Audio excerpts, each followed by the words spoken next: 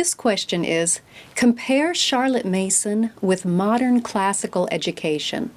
Also, book recommendations for parents interested in Charlotte Mason. I get asked a lot about how Charlotte Mason and modern classical compare. Now let me say up front that I am not in any way an expert on modern classical education, and I understand that the methods that are used can vary from person to person and group to group. So rather than focus on the methods, I want to take a step back and look at some of the underlying philosophies behind the methods, the ideas that drive the methods, if you will. I read through Dorothy Sayers' essay, The Lost Tools of Learning, which influences much of modern classical education. And as I read, I highlighted several points to compare with Charlotte Mason's ideas laid out in her volumes. In this video, I'd like to briefly share 4 things I noticed. First, it seems like Dorothy emphasizes exercising the mind, whereas Charlotte emphasizes feeding the mind. Dorothy proposed that it doesn't matter so much what you put into the child's mind as long as he is working with it, exercising his mind on it. Grist for the mill is the term that she used. Charlotte, on the other hand, talked a lot about the mind's needing ideas to feed it. Just as the body needs food, so the mind needs ideas to grow on. And she emphasized the need for careful discernment in those ideas, to feed the children good, noble, excellent ideas that will shape who they are becoming. So, for example, rather than giving the student a list of facts to memorize, she would give a poem or a scripture verse, a passage that contains ideas, not just bare facts. The student uses his mind as he deals with those ideas, but he is continually taking in nourishing ideas, even as he works with the facts contained in them. A second point I noticed was that Dorothy's approach to learning seems to move from parts to whole. The younger children study bits and pieces and then in later years see how they fit together. Charlotte's approach seems to be more looking at the big ideas and then going deeper into the parts of those ideas. If I understand modern classical's approach correctly, the plan is to give the children the facts and then later hang the ideas upon those facts. In a Charlotte Mason approach, it's the opposite. You give the children the ideas, and those ideas bring the facts along with them, plus those ideas grow and are always on the lookout for related facts and ideas that connect and expand on them. A third point that stood out to me was the stated goal of education. It seems that Dorothy Sayers' overarching goal is that the child would learn how to reason, how to think. Charlotte Mason's goal is that the child would grow as a person. That's a big difference. Charlotte did talk about the way of the reason as one aspect of personhood, but that is definitely not the goal of education in her approach. In fact, Charlotte warned us to be careful of trusting too much to reason. She pointed out that a person can reason his way into or out of anything if he wants it badly enough. Instead, Charlotte emphasized that we must focus on the whole person, mind, will, conscience, habits, as well as reason.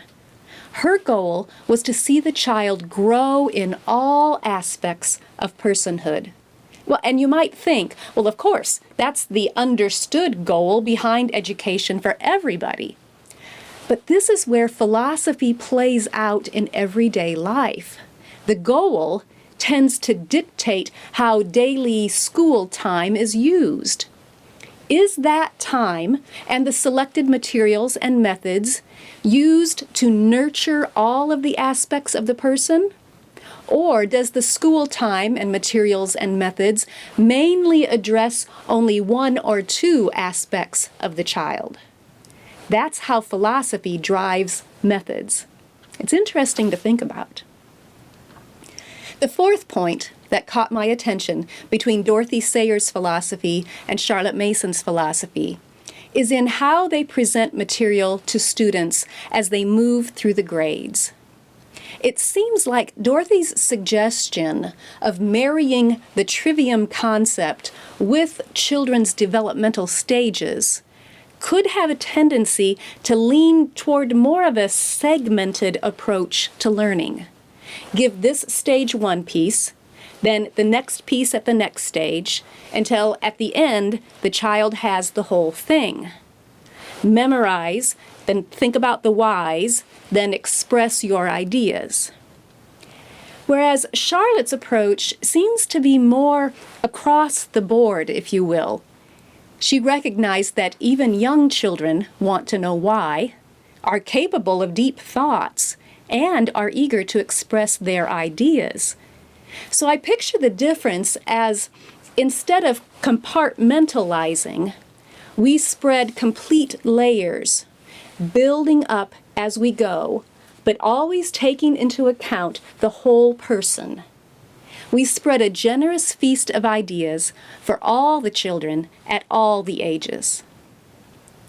So there you have some of the things I noticed while reading The Lost Tools of Learning. Now let me add that in pointing out these differences, it is absolutely not my intent to drive wedges between people or to stir up strife or division, not at all. I'm simply trying to narrate some of my observations in response to someone's question. There are several homeschool approaches to pick and choose from. What is most important is that each family finds the one that fits them best. I encourage you to think through the philosophies behind the methods and materials that you are considering or that you are currently using. Embrace the ones that are consistent with your own goals, your own heart for your children. I'm so thankful that we have the freedom to do that. We are really all in this together as homeschool parents, and I have no doubt that we are all seeking to do what we think is best for our children. I hope we can encourage each other along the way. The second part of this question asked me to recommend some books for parents who are interested in learning more about Charlotte Mason. We have some free ebooks available on our website at simplycharlottemason.com. Look in the bookstore under Free Resources, and you can download them. Getting Started in Homeschooling talks more about the different approaches to homeschooling and how they compare to Charlotte Mason. Education Is outlines Charlotte's methods for each school subject. And by the way, if you look for the Learning Library on our website, you will find hundreds of articles that elaborate on those methods also. Then two books that I always recommend because they helped me get started 20 years ago. A Charlotte Mason Education by Catherine Levison. It's a practical how-to manual with short, easy-to-read chapters. Then, A Charlotte Mason Companion is Karen Andriola's classic work, brimming with practical how-tos, plus friendly support and inspiration to see them through. I hope you'll find them helpful.